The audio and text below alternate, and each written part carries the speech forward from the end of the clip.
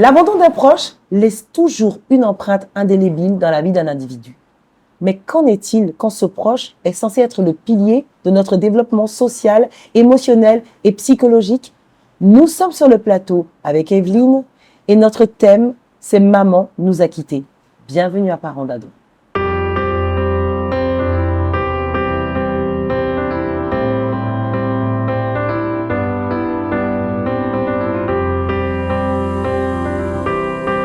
Tous les mardis à 18h, nous nous retrouvons pour un temps de grâce, un temps de sincérité, un temps de partage d'expérience. Sur ce plateau, ce soir, je suis avec Evelyne. Evelyne, bonsoir. Bonsoir, coach. Bienvenue sur le plateau de Parents d'Ado. Merci, coach. Alors, notre thème, c'est Maman m'a quitté. Est-ce que tu peux nous partager cette partie de ton histoire? D'accord, merci, coach. Je vivais avec mon père et ma mère et les deux étaient vraiment ensemble, c'était bien et tout. Et arrivé un moment, mon père a rencontré une nouvelle femme et tout. Et lorsque la femme est rentrée dans la vie de mon père, en fait, elle a changé en fait le cours de l'histoire. Elle a vraiment mis, c'est comme si mon père était sous son emprise et tout. Et c'était comme si il est devenu très violent à la maison. Il battait ma mère, il nous criait là-dessus. Il n'était vraiment plus le père qu'on connaissait. Il n'était plus vraiment en fait le mari que ma mère connaissait et tout. Et arrivé à un moment donné, c'était vraiment les coups qui allaient d'autre part et d'autre. Et après, la femme, elle est venue maintenant vivre dans le même village que nous. Et là, en fait, c'était vraiment bizarre. Dans le sens où elle mettait vraiment toutes sortes de pensées dans la tête de mon père. Et son objectif, en fait, c'est de faire partie de ma mère, en fait, pour qu'elle s'installe, en fait. Mais donc, du coup, elle se donnait vraiment les moyens pour que ma mère parte. Et arrivé à un moment, ma mère n'a pas pu supporter. Et un soir, pendant qu'on dormait, elle nous a laissés, elle est partie. J'avais que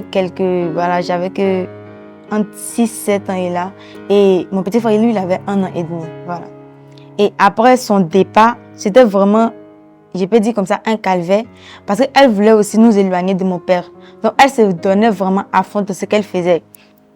Elle ne nous faisait pas du mal directement, mais elle passait en fait par mon père en fait pour nous atteindre. Dans le sens où elle disait comme ça qu'il n'est pas facile en fait de vivre avec un homme qui a déjà des enfants. Donc du coup, c'était un argument pour elle qu'elle disait tout le temps.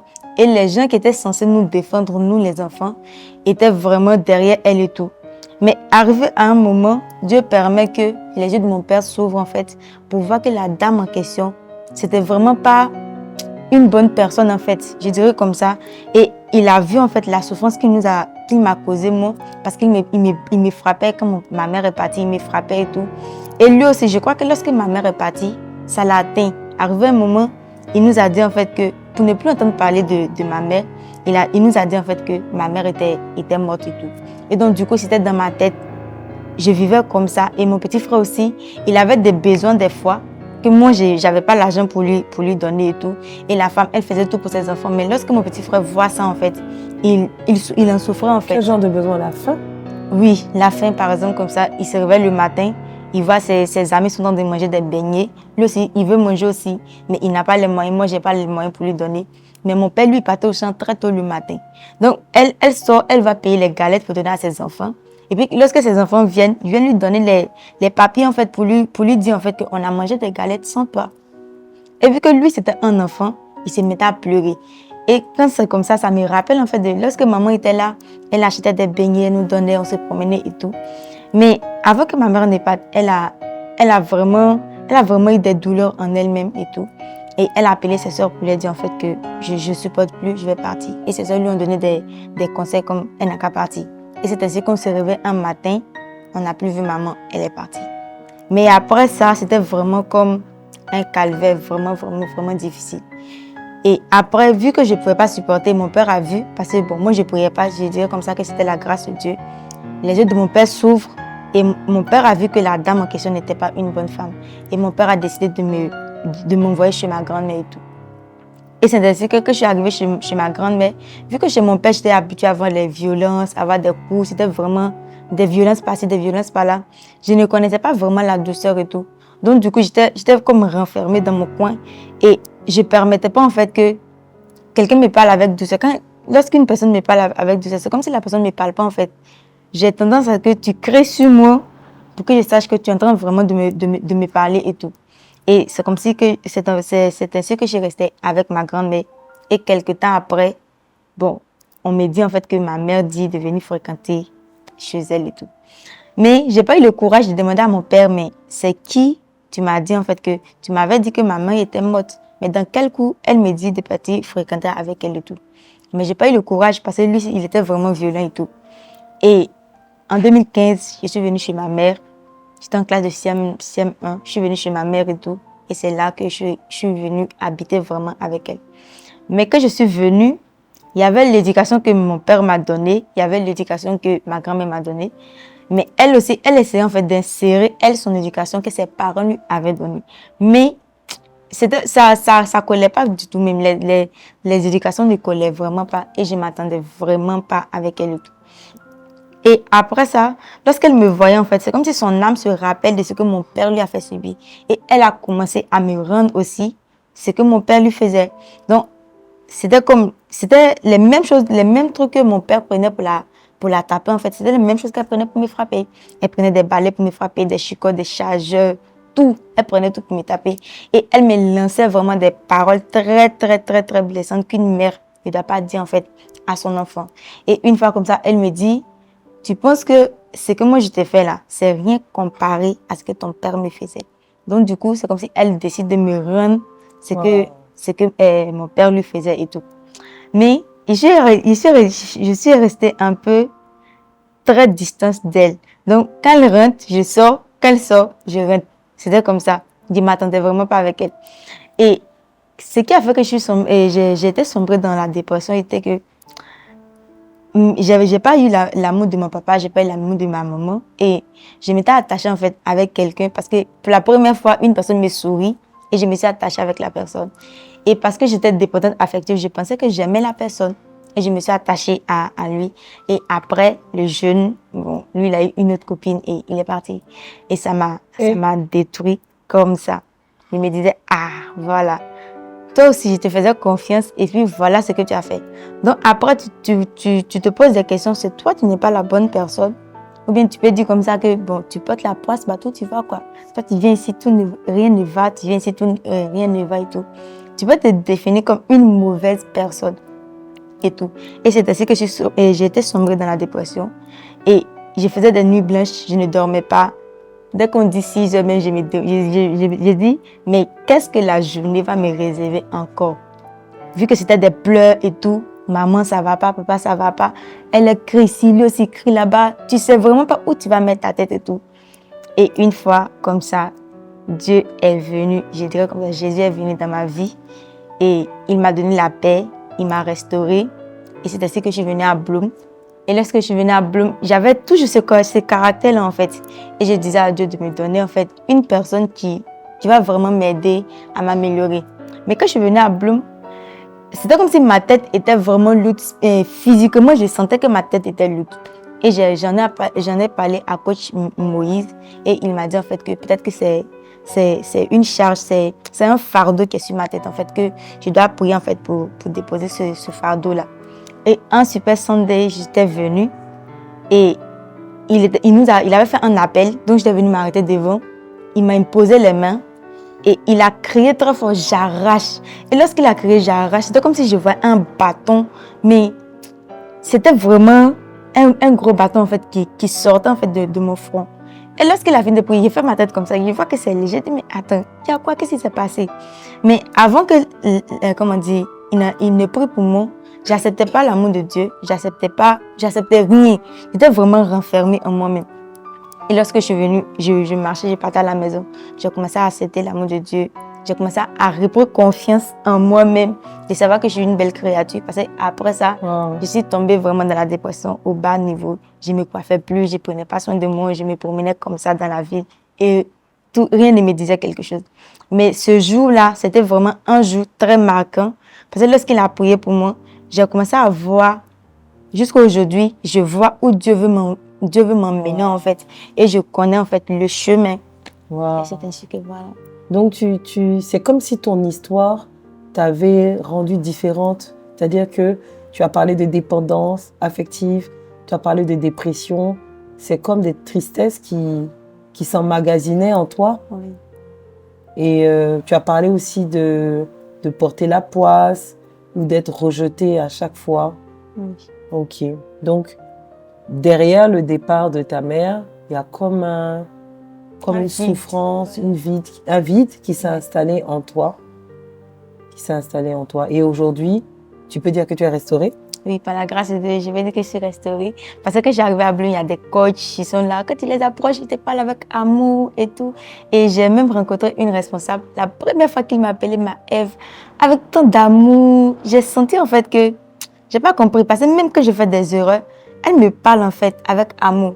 Donc, quand tu rentres à la maison et puis Dieu te dit, je t'aime plus que ta responsable ne t'aime, de la manière que tu parles, moi je te parle plus que ça. Tu vois en fait la douceur de Dieu et tu comprends que ce que tu as traversé en fait, c'est pas pour toi que tu l'as traversé, mais c'est pour des personnes qui sont rattachées à ta destinée en fait. Donc c'est comme si la Bible dit toute chose concourt au bien de ceux qui aiment Dieu. Si ma mère n'était pas venue sur Abidjan, moi je ne serais pas là où je suis aujourd'hui. Wow. Et ton petit frère? Ah, mon petit frère, lui, même jusqu'à aujourd'hui, c'est comme si, bon, il ne connaît pas vraiment ma mère et il est resté là-bas? Voilà, il est resté là-bas et il ne peut pas vivre avec ma mère. C'est vraiment impossible. Il ne peut pas vivre avec ma mère. Il est devenu vraiment autre chose. Et lui, il a mis dans sa tête qu'il n'a pas de mère, il n'a pas de père. Donc, du coup, mes frères, j'ai une soeur et un frère, les deux me voient comme leur mère. Et à chaque fois qu'il y a des conseils, c'est moi qui leur donne des conseils. Et lorsque moi je parle, eux, ils suivent ces conseils-là parce qu'ils ne voient pas ma mère en tant que mère, ils ne voient pas mon père en tant que père. Wow. Mais toi, aujourd'hui, tu vois ta mère en tant que ta mère et Oui. avec ton père? Oui, avec mon père, oui. Parce que je suis venue sur Abidjan, mon seul objectif, en fait, c'était de répartir, mais détruire la relation, en fait, de son foyer et tout, aller tout mélanger là-bas. Mais une fois que je me suis convertie, je l'ai appelé au téléphone pour lui dire, ah, papa, je te pardonne pour tout ce que tu as fait. Lui, il sait pas que ce qu'il a fait, c'est mal, en fait.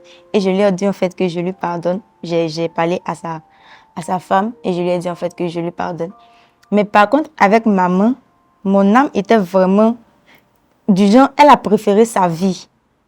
C'est pourquoi elle est partie pour nous laisser. Donc, du coup, j'ai dit à ma mère que je ne t'aime pas. Je ne t'aime pas et je ne vais jamais t'aimer même. Et je disais comme ça. Donc, quand on parle avec mes tantes, je disais à mes tantes, je déteste ma maman. Et puis, ça ne me dit rien en fait.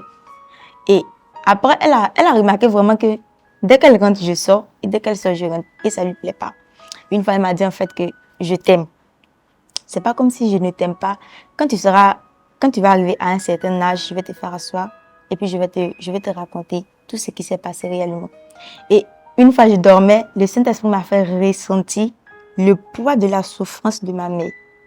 C'était vraiment insupportable. Et c'est depuis ce jour-là que j'ai commencé à voir ma mère comme une mère. Wow. Oui, c'est depuis ce jour-là que j'ai commencé à voir qu'elle m'aimait. C'était pas parce qu'elle aimait sa vie. Et le Saint-Esprit m'a dit, tu imagines le détachement d'une mère à son enfant. C'est-à-dire que ton petit frère avait quel âge? Ton petit frère avait 1 an et demi. Donc, tu imagines comment c'était difficile pour ta mère. Mais c'est parce qu'il y avait un plan derrière. David a dit comme ça que tu me poussais pour me faire tomber, mais l'Éternel m'a secouru. Le but du diable, en fait, c'était de me pousser, de m'amener loin de ma destinée. Mais Dieu a fait concourir ça à mon bien. Tout récemment, il y a un homme de Dieu qui me voit et il me dit, tu as avalé beaucoup de choses, mais ça concourt à ton bien. Ouais. Et aujourd'hui, je peux, par la grâce de Dieu, par mon expérience, en fait, je peux consoler des personnes qui sont en train de traverser la même situation que j'ai traversée, ou mais qui ont traversé la même situation, mais qui ont encore des difficultés en fait dans leur cœur et qui se disent que les parents ne les aiment pas et tout. Et Dieu m'a fait cette grâce-là en fait de comprendre que ma mère n'a pas préféré sa vie, mais au contraire, elle nous a aimés. Elle nous a aimés et tout. Et je dis c'est ça. Comment il fait pour que je revienne vraiment à ma mère, à être vraiment avec elle, c'est qu'il me dit en fait, soumets-toi à elle. Peu importe ce qu'elle te dit de faire, même si tu dois partir à l'église, va faire ce qu'elle te demande d'abord, avant de partir. Peu importe ce qu'elle te dit de faire, fais tout. Et lorsque j'ai remarqué ça, lorsque j'ai commencé à lui obéir, tout et tout, c'est comme si tout passe bien. Quand tu lui demandes des choses, elle te donne. Mais ça fait que ma mère est tombée dans l'alcool. Elle boit vraiment de ouf. Et lorsqu'elle boit, quand elle rentre à la maison, ce sont des paroles vraiment qu'elle te lance et tout. Et j'ai décidé comme ça, par la grâce du Saint-Esprit, de me soumettre à elle et puis de faire ce qu'elle dit. Donc quand je vais chez elle, j'arrange tout, je rends propre et tout. Et vu que dans le passé, elle avait proféré des malédictions contre moi, c'est hier, elle m'appelle, elle me dit, parce que quand je suis partie chez elle avant-hier, j'ai tout arrangé, j'ai préparé pour elle et tout. Elle m'appelle et puis elle me dit, j'ai bien mangé, chose qu'elle ne m'a jamais dit. Et elle me dit, parce que quand elle me dit de faire les signes, elle me dit, ne murmure pas, il faut faire tout ce qu'elle te dit de faire aujourd'hui là, fais-le. Et le lendemain, elle me dit, le Saint-Esprit me dit de te bénir. Elle m'a appelé au téléphone, elle a pleuré comme un bébé hier, elle a pleuré comme un bébé. Elle m'a béni, elle m'a mouillé mes pieds avec d'huile. Et elle m'a vraiment béni et tout. Wow. Et c'est ça le Saint-Esprit avait fait. C'est une très, très, très belle histoire que nous entendons là. En Afrique, on a l'habitude de dire que les parents ont toujours raison. Mais il y a plusieurs situations qui nous montrent que quelquefois des parents agissent mal, mais ce n'est pas forcément une attitude qui est voulue. Soit c'est de l'ignorance, soit c'est de la souffrance. La Bible nous parle de la femme de Lot, que les anges étaient venus secourir. Et cette femme, elle voyait tout ce qu'elle perdait, tous les biens qu'elle perdait. Elle était dans une ville qui était vraiment une ville prospère. Elle ne comprenait pas pourquoi, malgré le feu qui embrasait toute la ville, pourquoi il fallait partir. L'instruction de l'ange, c'était partir sans jamais regarder en arrière.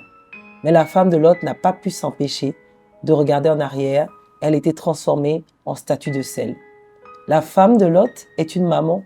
C'est une maman qui a échoué à son rôle de maman parce qu'elle avait regardé aux choses qui étaient des choses vaines, aux choses qui étaient c'était une ville de péché. Elle n'aimait pas le péché, mais elle aimait un certain confort. Et on voit au travers de cette histoire-là qu'une mère peut aussi échouer. Si tu écoutes cette histoire et que tu sais que tu es peut-être en situation difficile avec tes enfants, tu as des attitudes qui sont des fois exubérantes, avec beaucoup de mauvaises paroles ou des paroles impulsives. Tu sais que quelquefois il t'arrive de ne pas bien agir. Je veux que tu pries avec nous et que tu invoques le Saint-Esprit dans ta vie. Parce que l'Esprit de Dieu, c'est celui-là qui nous restaure. C'est celui-là qui pourvoit à nos besoins. Aucune souffrance ou aucune difficulté dans la vie ne doit te donner de perdre tes enfants. Perdre tes enfants parce que tu n'arrives pas à supporter la souffrance, il te faut partir ou alors il te faut avoir de mauvaises paroles. Le Seigneur a un plan pour nos vies. Même lorsque nous souffrons, il y a un plan. Toujours un plan B que Dieu nous réserve. On va baisser la tête et on va prier. Jésus, merci. Merci parce que toute chose concourt au bien de celui qui t'aime. Nous entendons aujourd'hui l'histoire d'Evelyne et nous avons vu comment de la souffrance, Dieu la conduite dans les parcours de sa destinée. Seigneur, tu es là et tu continues d'opérer. Je veux te prier pour ces mamans, je veux te prier pour ces papas qui sont souvent dans des situations qui sont difficiles et qui sont compliquées, mais tu es le Maître et tu es le Seigneur. Merci parce que au milieu de ces maisons, tu suscites maintenant des enfants qui te craignent, des jeunes filles et des jeunes hommes qui croient au Seigneur Jésus et qui fléchissent les genoux pour que leurs parents soient sauvés. Merci Père parce que tu secours nos maisons, tu ne nous oublies pas. Bénis Seigneur ces enfants qui ont été longtemps seuls, longtemps éloignés de leurs parents, guéris leur cœur, guéris leurs blessures, au nom de Jésus. Amen. Merci Seigneur pour ces moments. Nous nous retrouvons donc mardi prochain à 18h et on se dit à bientôt pour un prochain numéro. Ciao.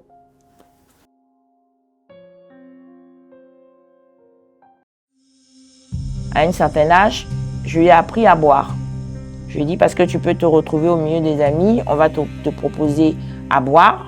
Il faut que tu connaisses tes limites parce que sinon, tu risques d'être ivre et puis après être à la merci de je ne sais quoi.